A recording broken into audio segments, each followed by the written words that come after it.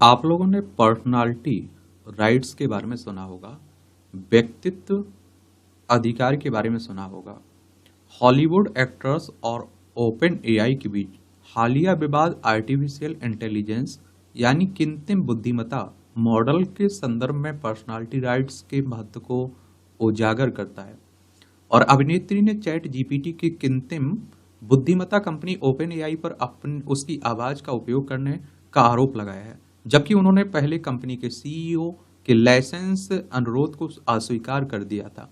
और इससे पहले न्यूयॉर्क टाइम्स ने ओपन एआई और माइक्रोसॉफ्ट के विरुद्ध कानूनी कार्रवाई की थी, जिसमें चैट जीपीटी सहित एआई मॉडल को प्रशिक्षित करने के लिए इसकी कॉपीराइट सामग्री के अनधिकृत उपयोग का आरोप लगाया गया था। और हमारे देश में भी आपने देखा होगा, अनिल कपूर काफी चर्चा में रहे थे इस तरह के मामले को लेकर, और जैकी श्रॉफ, और आप देखेंगे अमिताभ बच्चन क्यों रहे थे, उस पर भी हम लोग बात करेंगे। और पर्सनालिटी राइट्स व्यक्तित्व अधिकार क्या होता है, इस पर भी हम लोग बात करेंगे, जानेंगे। और भारत में व्यक्तित्व अधिकारों की क्या स्थिति है, उन्हें भी हम देखेंगे, उदाहरण देख लेंगे कुछ। और भारत में एआई विनियमन की स्थिति क्या है, उसे भी देख लेंगे। और बौद्धिक संपदा अधिकार के बारे में आप लोगों ने सुना होगा, उस पर भी बात करेंगे। देख लीजिए, हमारे प्यारा भारत है। तो आप देखिए, सबसे पहले बात करते हैं पर्सनालिटी राइट्स, व्यक्तित्व अधिकार। तो पर्सनालिटी राइट्स से तात्पर्य किसी व्यक्ति के अपने व्यक्तित्व की रक्षा करने के अधिकार से है, जो निजता या संपत्ति के व्यापक अधिकार का एक हिस्सा है। ये अधिकार किसी सेलिब्रिटी के सार्वजनिक व्यक्तित्व के विभिन्न पहलुओं को शामिल करता है, जिसमें उसका नाम, आवाज, हस्ताक्षर, छवि, विभिन्न विशेषताएं, तौर तरीके, मुद्रा आदि शामिल होते हैं। यानी कि कोई अगर आप देखते हैं कि आपकी आवाज को कॉपी कर रहा है, तो उस पर भी आप कानूनी कार्रवाई कर सकते हैं। आपका नाम उपयोग कर रहा है, आपका हस्ताक्षर उपयोग कर रहा है, आपकी छवि उपयोग कर रहा है, तो उसी की बात हो रही है। और प्रकार क्या है, निजता का अधिकार। तो यदि किसी व्यक्ति के व्यक्तिगत जानकारी और मामलों पर नियंत्रण की रक्षा करता है, और यह व्यक्तिगत विवरणों के अनाधिकृत प्रकटीकरण या फिर किसी के निजी जीवन में हस्तक्षेप को रोकता है। पुट्टा स्वामी बनाम भारत संघ 2017 का मामला है। इस मामले में सर्वोच्च न्यायालय के निर्णय में इसकी पुष्टि भी की गई थी। और प्रचार का अधिकार, तो किसी व्यक्ति को अपने नाम, छवि, समानता या फिर अन्य पहचान योग्य विशेषताओं के व्यावसायिक उपयोग पर नियंत्रण मिलता है। वे चुन सकते हैं कि उनकी पहचान के उन पहलुओं का उपयोग उत्पाद, समर्थन या विज्ञापन के लिए कैसे किया जाए अथवा नहीं किया जाए। महत्व की बात करें तो ये अधिकार मशहूर हस्तियों के लिए महत्वपूर्ण होते हैं, क्योंकि विभिन्न कंपनियां अपनी बिक्री बढ़ाने के लिए विभिन्न विज्ञापनों में उनका नाम, फोटो, यहाँ तक कि आवाज का सरलता से दुरुपयोग कर सकते हैं।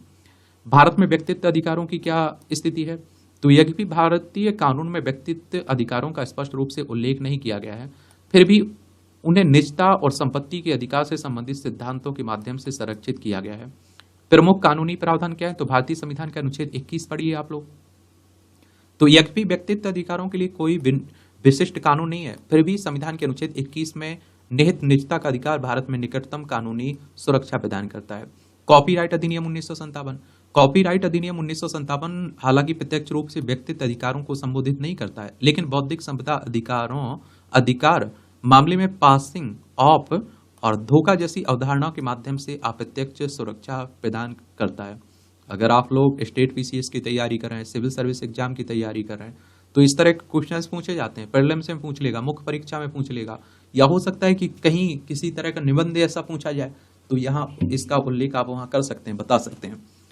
पासिंग ऑफ तब होता है जब कोई व्यक्ति अपने सामान या फिर सेवाओं और का बताकर मिथ्यापूर्ण तरीके से प्रस्तुत करता है। यह व्यक्तित्व अधिकारों के लिए प्रासंगिक हो सकता है यदि कोई व्यक्ति किसी सेलिब्रिटी के नाम या छवि का उपयोग किसी उत्पाद के प्रचार के लिए उनकी अनुमति के बिना करता है, जिसमें आम जनता में यह धारणा बनती है कि सेलिब्रिटी उस उत्पाद से जुड़ा हुआ है। कोई व्यक्ति किसी प्रसिद्ध व्यक्ति से इतना मिलता जुलता चरित्र या छवि निर्मित कर देता है कि जनता को यह भ्रम हो जाता है कि यह वास्तविक व्यक्ति है। धोखा तब होता है जब कोई किसी व्यक्ति के नाम या छवि का उपयोग धोखाधड़ी या किसी को गुमराह करने के उद्देश्य से करता है। और कॉपीराइट उल्लंघन का तर्क देना संभव हो सकता है, विशेषकर यदि उपयोग व्यक्ति की प्रतिष्ठा को हानि पहुंचाता है। भारतीय ट्रेडमार्क अधिनियम 1999 क्या कहता है, धारा 14 व्यक्तिगत नाम और प्रतिनिधित्व के उपयोग को प्रतिबंधित करता है। न्यायालय के कुछ निर्णय हैं, तो न्यायालय ने इस बात पर जोर दिया कि सार्वजनिक हस्तियों को भी प्रचार का समान अधिकार है। न्यायालय ने इस बात की पुष्टि की प्रचार के अधिकार विरासत में मिलते हैं, उन्हें विभाजित किया जा सकता है।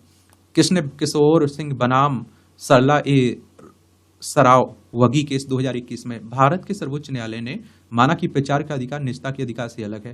न्यायालय ने यह भी कहा कि नाम व्यक्तिगत पहचानकर्ता होने के अलावा अपना विशिष्ट महत्व भी प्राप्त कर सकता है।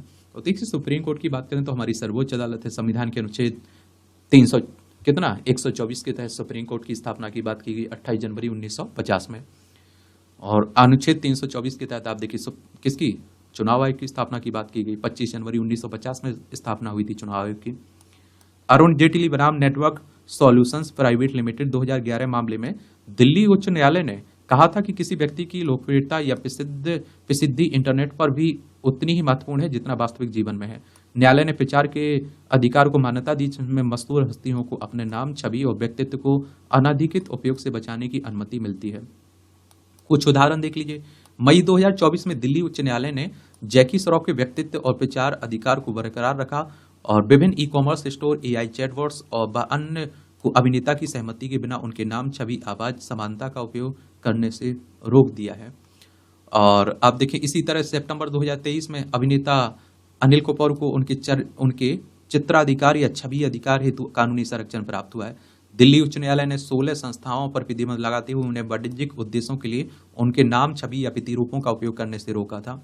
2010 में डीएम इंटरटेनमेंट प्राइवेट लिमिटेड बनाम बेबी गिफ्ट हाउस के मामले में दलेर मेहंदी की कंपनी दिल्ली उच्च न्यायालय में विजयी हुई। यह मामला दलेर मेहंदी की शक्ल की नकल करके उनके गाने वाली गुड़िया बेचने वाली दुकान से जुड़ा था। न्यायालय ने मेहंदी के अपने सार्वजनिक छवि को व्यावसायिक रूप से नियंत्रित करने के अधिकार को बरकरार रखा था। और आप देखिए, इसी तरह से अमिताभ बच्चन की छवि को लेकर उन्हें भी इस तरह का अधिकार देने की बात हुई थी। भारत में एआई विनियमन की स्थिति क्या है? तो भारत में एआई के लिए कोई विशिष्ट विनियमन नहीं है। भारत में कृत्रिम बुद्धिमत्ता के लिए कोई विशिष्ट विनियमन नहीं है, लेकिन समय समय पर विभिन्न सलाह, दिशा निर्देश, आईटी नियमों में ने भारत में एआई, जनरेटिव एआई और लार्ज लैंग्वेज मॉडल की उन्नति के लिए कानूनी पर्यवेक्षण प्रदान किया है। नीति आयोग का नेतृत्व 2018 में नीति आयोग ने आर्टिफिशियल इंटेलिजेंस के लिए राष्ट्रीय रणनीति हैज एआई फॉर ऑल जारी की थी, जिसमें स्वास्थ्य सेवा, कृषि, शिक्षा, स्मार्ट बुनियादी ढांचे में एआई के विकास एवं तैनाती की रूपरेखा तैयार की गई थी। और नीति आयोग 2015 में आया था ना, योजना आयोग को स्थापित करके वित्तीय स्थाप, तो उसी की बात हो रही है। डेटा सुरक्षा वैश्विक सहयोग, तो हाल ही में अधिनियमित डिजिटल व्यक्तिगत डेटा संरक्षण अधिनियम 2023 सरकार को एआई के उपयोग से उत्पन्न निजता संबंधी चिंताओं को दूर करने का अधिकार देता है। इसके अतिरिक्त कृत्रिम बुद्धिमत्ता वैश्विक भागीदारी में भारत की सदस्यता जिम्मेदार एआई विकास, डेटा गवर्नेंस, नैतिक विचारों पर सहयोग को बढ़ावा देता है। ये भी याद रखिएगा। और देखिए, बौद्धिक संपदा अधिकार की अगर हम लोग बात करें तो आईपी बौद्धिक संपदा का तात्पर्य किसी व्यक्ति की कंपनी द्वारा सहमति के बिना बाह्य उपयोग या क्रियान्वयन से स्वामित्व कानूनी रूप से संरक्षित अमूर्त संपत्तियों से होता है। आईपीआर के लिए आवश्यक है नव परिवर्तन को प्रोत्साहित करना, आर्थिक विकास, रचनाकारों के अधिकारों की रक्षा करना, व्यापार में सुलभता बढ़ाना। और संबंधित कन्वेंशन संधि देखें तो भारत ने इन सभी पर हस्ताक्षर किए हुए हैं। विपो द्वारा प्रशासित प्रथमता मान्यता प्राप्त आईपीआर के अंतर्गत औद्योगिक संपत्ति के संरक्षण हेतु पेरिस कन्वेंशन 1883, पेटेंट, औद्योगिक डिजाइन, साहित्यिक और कलात्मक कार्यों के संरक्षण हेतु वर्ण अभिसमय 1886, कॉपीराइट, विश्व व्यापार संगठन WTO ट्रिप्स समझौता, सुरक्षा के पर्याप्त मानक सुनिश्चित करना, विकासशील देशों को प्रौद्योगिकी हस्तांतरण के लिए प्रोत्साहित करना, बुडापेस्ट अभिसमय 1977 का, इन सब का भारत भी शामिल है इनमें। तो बुडापेस्ट अभिसमय 1977, इसमें पेटेंट प्रक्रिया के प्रयोजन हेतु सूक्ष्म जीवों के जमाव की अंतर्राष्ट्रीय मान्यता। ये मराकेश BIP समझौता 2016 का है, इसमें दृष्टिबाधित व्यक्तियों और आंखों से दिव्यांगों वाले व्यक्तियों को प्रकाशित कार्यों तक पहुंचने की सुविधा प्रदान करना। आईपीआर को अनुच्छेद 27 मानव अधिकारों को की सार्वभौमिक घोषणा में भी रेखांकित किया गया है। भारत की पहल और आईपीआर, तो राष्ट्रीय आईपीआर नीति 2016, आदर्श बाग, creative India, innovative India, TRIPS समझौते के अनुरूप सभी आईपीआर को एक मंच पर लाता है। नोडल विभाग औद्योगिक नीति एवं संवर्धन विभाग वाणिज्य मंत्रालय है।